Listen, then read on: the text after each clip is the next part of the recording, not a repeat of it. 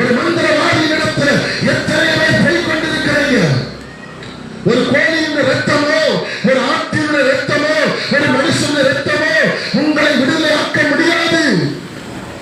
இயேசுவின் ரத்தம் தான் உங்களை விடுவிக்கிற ஒரு ரத்தம். உன் வாழ்க்கையை உயர்த்தக்கூடியவன் யார் என்றால் இயேசு ஒருவர் தான். அவரை இல்லாமல் வேறு ஒருவரும் உங்க வாழ்க்கையில் ஒரு விடுதலை தர முடியாது. வாலிபரே, நல்ல தலையில நல்ல கட்டிங் பண்ணி நீ நடக்கலாம். உன் வாழ்க்கையில இப்ப இருக்கிற சந்தோஷம் எல்லாம் ஒரு நாள் மாறி போகும்.